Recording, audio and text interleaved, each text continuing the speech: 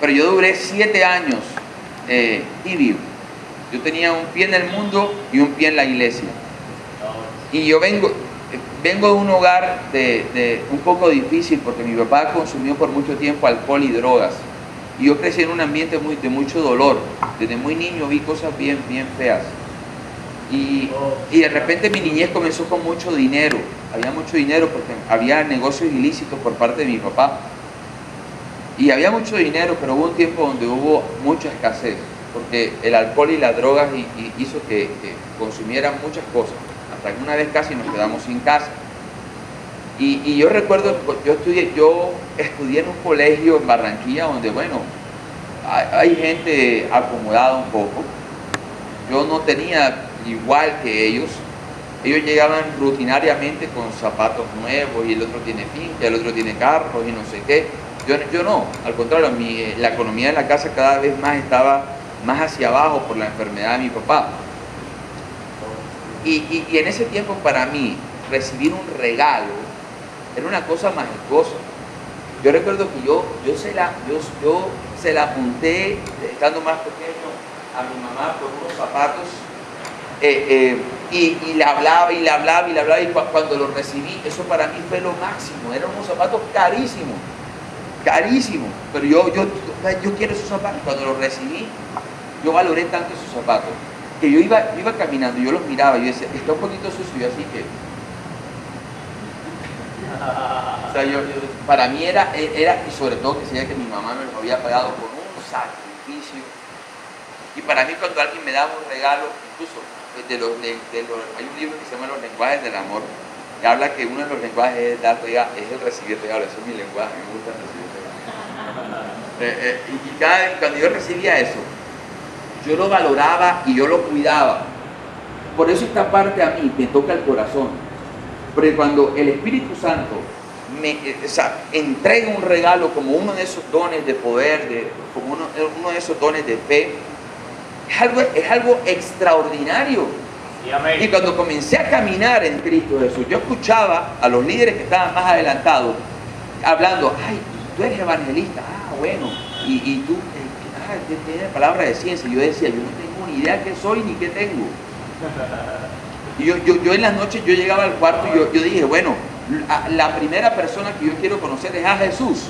Si me pongo a leer de Nehemías, conozco primero a Nehemías que a Jesús. Aunque Jesús se revela en todos los 66 libros de la Biblia.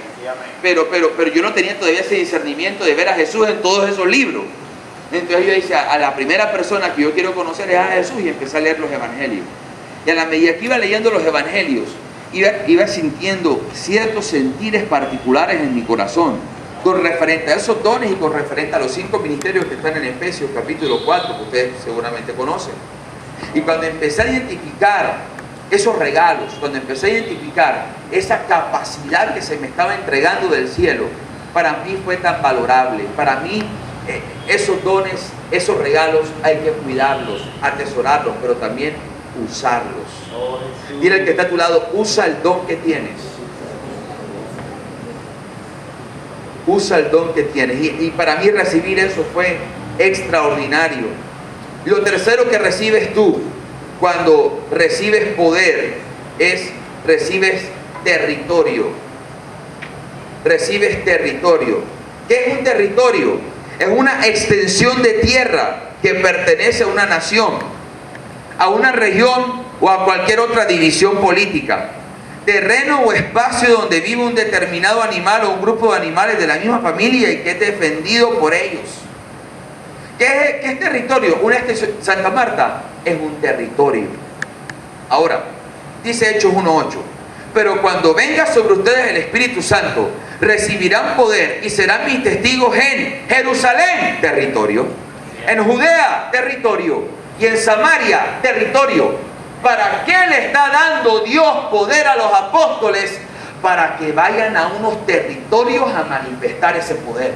Sí, amén. Para eso fue. ¿Por qué crees que los 4 evangelios siempre hablan de la región geográfica donde el Señor Jesús va a predicar?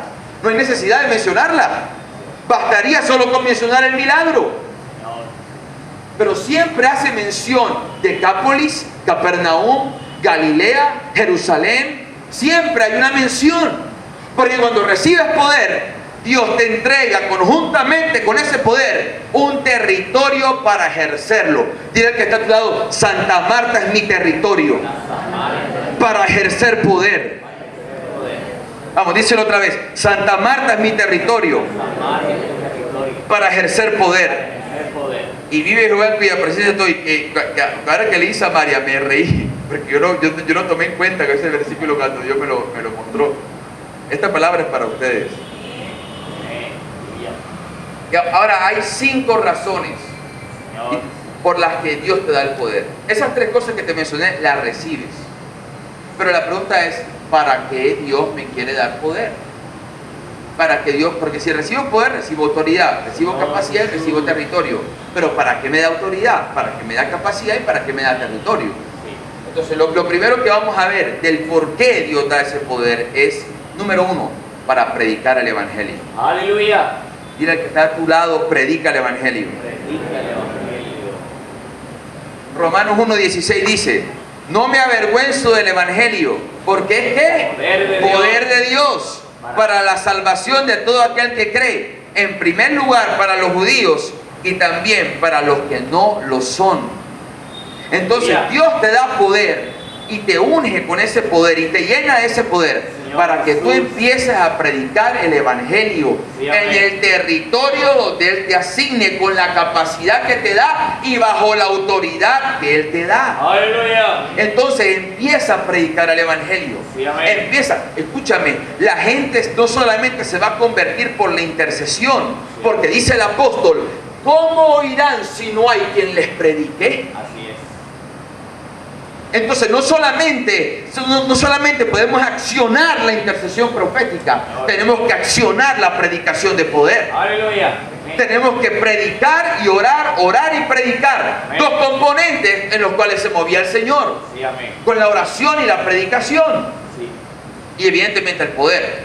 Entonces Dios hoy quiere avivar en tu corazón el deseo, la pasión y el fuego por predicar. Amén. Yo tengo un anhelo en mi corazón.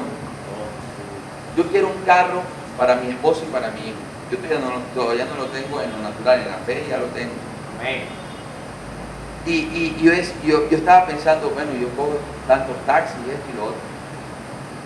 Y yo decía, voy a sacar lo bueno de esto.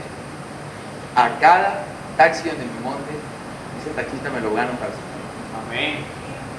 Y cada taxi donde yo me monto, le predico al taxista. Amén. Recuerdo también en los inicios, tenía un grupo en un conjunto en Barranquilla que se llama Villatarel.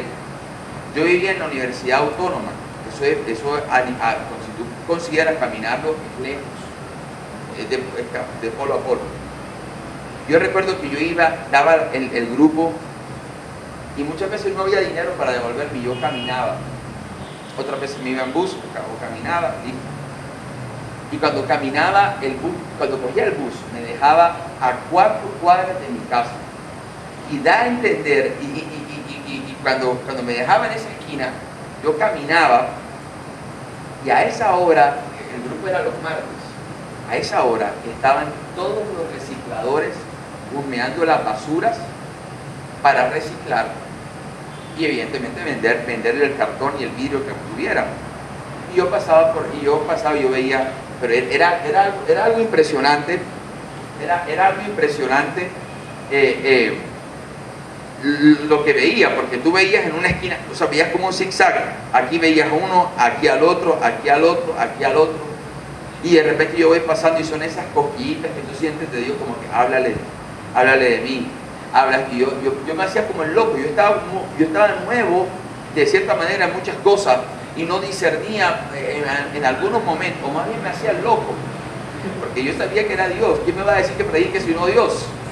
Y en ese momento Dios me empezaba a hablar, yo me empezaba a acercar. Miren, había jóvenes que estaban trabajando ahí, que recibían al Señor, y de pronto yo no los veía más, pero tenía que confiar en que hacía mi parte y él hacía su parte. Y entonces Dios empezó a colocar pasión por predicar la palabra del Señor en tiempo y fuera de tiempo. En Estados Unidos fui a hacer un viaje misionero a los Estados Unidos estaba en la iglesia adorando y de repente me dio vértigo. Se me movió todo el piso. Yo fui, me quedé así. Y diagonal a la iglesia quedaba la casa pastoral. Yo le dije, pastor, voy a ir a la casa un momentito. Me fui y el vértigo era terrible. Estaba en el baño y se me movía todo. Y han llamado, yo dije, pastor, yo no puedo más. Y llamaron a la ambulancia. Y llegó la ambulancia, me metieron en la ambulancia.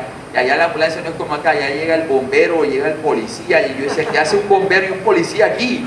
O sea, yo veía que llegaba gente. Y cuando voy montado en la ambulancia,